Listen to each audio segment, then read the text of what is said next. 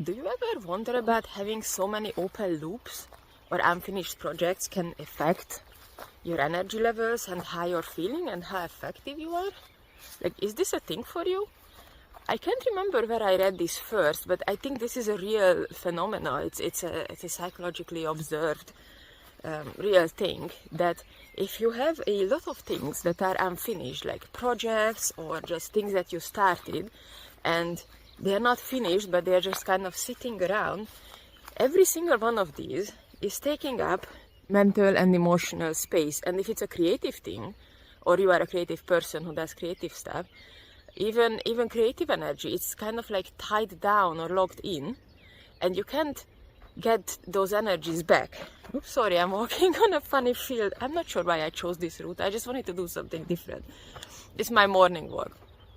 So, and I'm a type of person who really likes to have different projects, and I always have ideas, and then I jump in and start. And sometimes I finish quickly, and sometimes, I don't. Like, I put them aside for even a long period of time. Like, I noticed even sometimes years. That's a long time.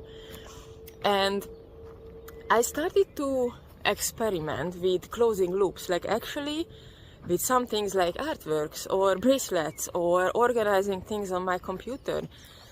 Not starting new things until I finish the previous ones, because I noticed how I'm getting some energy back and somehow headspace back when I'm finishing stuff, and it feels awesome. Like, besides me being very proud of myself for finishing a bigger thing, or even if it's not like a huge project, but I've been working on it for a long time, because it takes, like, I'm slow, or I always get distracted, or it's like, oh, I'll do 10 minutes just before I go to bed because I'm actually really tired, but I just want to feel that I'm making more progress, then it's obviously slow.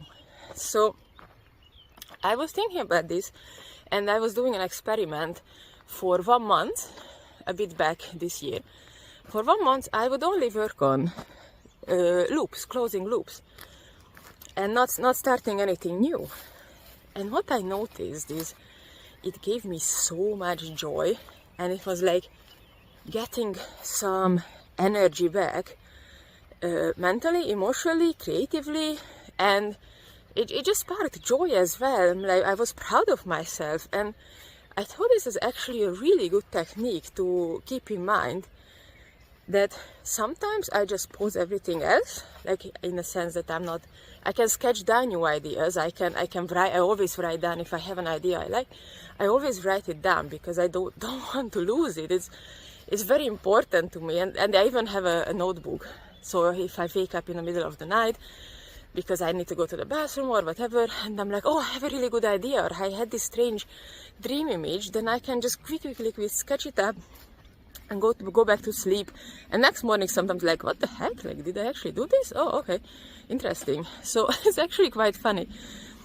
But this happens, and also in the daytime I'm doing something completely different, and then I just have an idea, like something sparks, like an image or some sentences or something to reflect on. I really like this. Like, I like how the brain works in these funny ways, or the classic one, having a shower.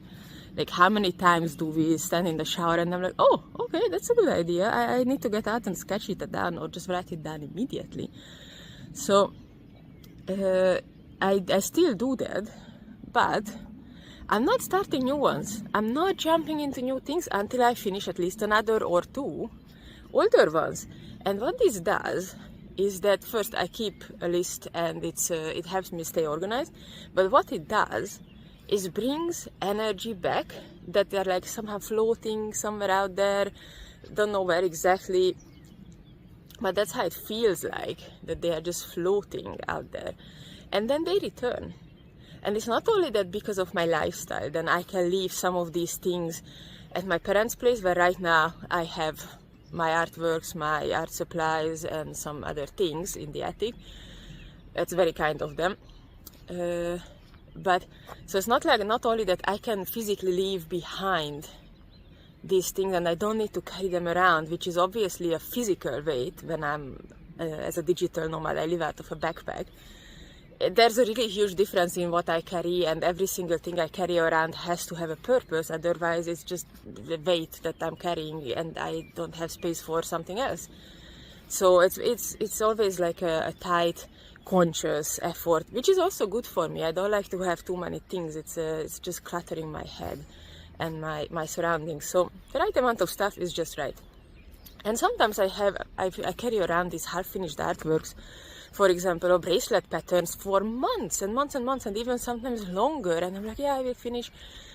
And then I just don't. So this time I thought to myself, okay, I will finish. And also sometimes the time passed, then that was the right time for it, or it just wasn't such a great idea, or I don't like it anymore. And then I let it go. Like sometimes I need to undo something. For example, if it's a bracelet pattern I started, maybe I need to unravel it or change it into something else.